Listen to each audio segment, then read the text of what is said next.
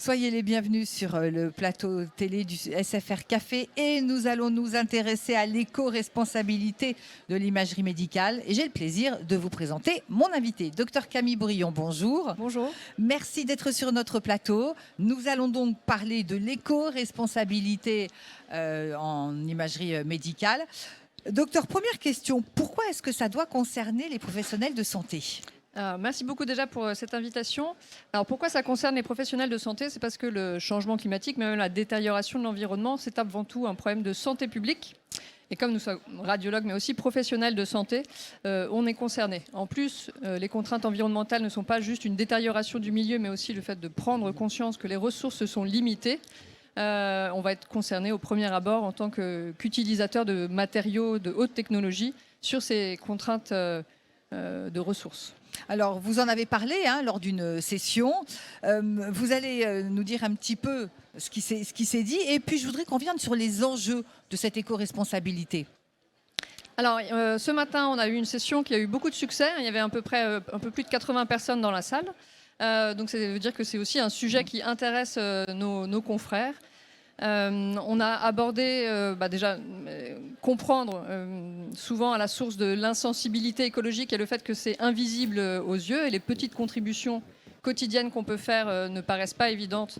Donc c'était mettre un peu en évidence, en lumière à la fois notre responsabilité en tant que citoyen mais aussi en tant que praticien et notamment avec toutes les contraintes environnementales liées au numérique.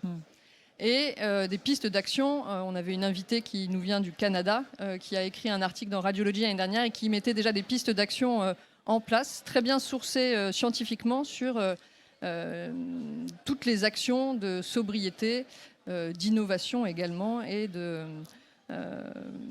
petites actions qu'on peut faire, nous, en tant que radiologues. Au quotidien. On peut attendre également de nos structures, de nos politiques, des législateurs et également des constructeurs. Il y a plusieurs niveaux d'action pour arranger ce problème environnemental. Et c'est comme ça que l'imagerie médicale devient éco-responsable. Ça passe également par le tri des déchets au cabinet, à l'hôpital et puis, comme vous le dites, dans la vie de tous les jours aussi. Oui.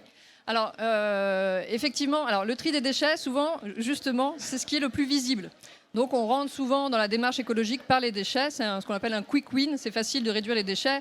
C'est visible pour tous les collaborateurs dans un cabinet, mais c'est qu'une toute petite part en fait, du problème environnemental. Notamment les données du think tank, les Shift Project, ont montré que la gestion des déchets, c'était que 5% des émissions de gaz à effet de serre du système de santé. Donc ça interroge pour d'autres contraintes, notamment les ressources, comme on disait. Mais finalement, ce n'est pas tant un problème sur le plan du CO2. Après, il y a plein d'autres problèmes environnementaux. Les leviers d'action sur lesquels il faut principalement agir, l'urgence écologique, vraiment, c'est les émissions de gaz à effet de serre. Et pour ça, il faut agir principalement sur les médicaments, l'énergie et les dispositifs médicaux. Voilà, c'est les trois principaux postes. Et nous, principalement radiologues, on est très consommateurs d'énergie et de matériaux médicaux. Alors, on va parler effectivement des industriels et des actions dans lesquelles ils s'engagent par rapport à l'éco-responsabilité. Alors, vous êtes confronté à un double problème. Il y a l'innovation technologique dont vous avez besoin pour améliorer votre pratique. Et puis, il y a ces économies dont vous parlez. Alors c'est là qu'on rentre dans des mesures, des débats éthiques très difficiles. Est-ce qu'on a besoin d'innovation ? C'est un peu la première question qu'il faut se poser.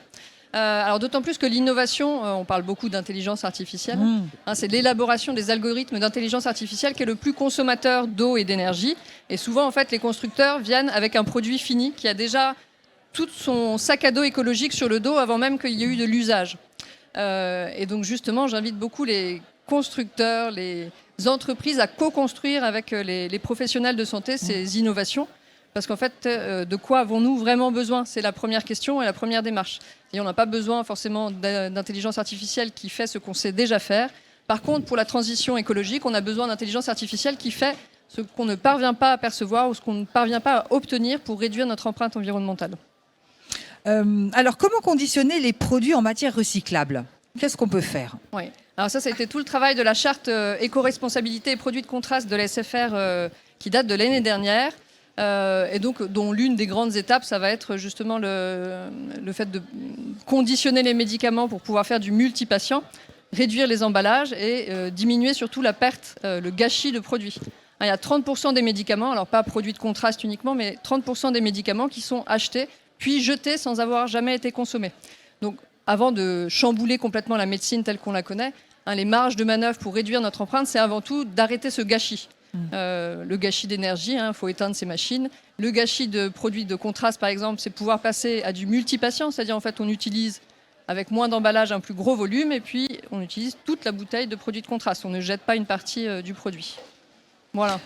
En conclusion, est-ce que vous avez quelque chose à ajouter par rapport à tout ce qui s'est dit? Alors, j'ajouterais que là, c'est super. On a des sessions qui parlent d'éco-responsabilité, mais en fait, il faudrait qu'on puisse être présent dans chacune des sessions. En fait, l'innovation, mais même la pratique médicale, l'élévation de la consommation de soins, on parle beaucoup, c'est un des thèmes des JFR aujourd'hui. Comment gérer sa vie professionnelle, sa vie personnelle face à l'inflation des examens, au burn-out du radiologue.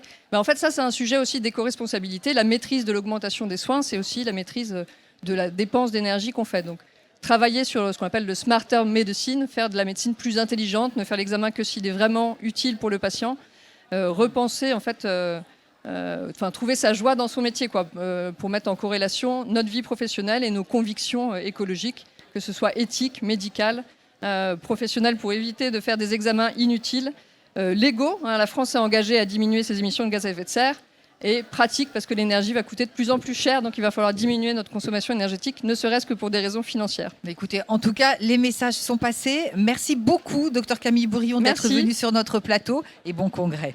Merci. Quant à moi, je vous remercie de nous avoir suivis sur le congrès des journées francophones de radiologie de la Société française de radiologie.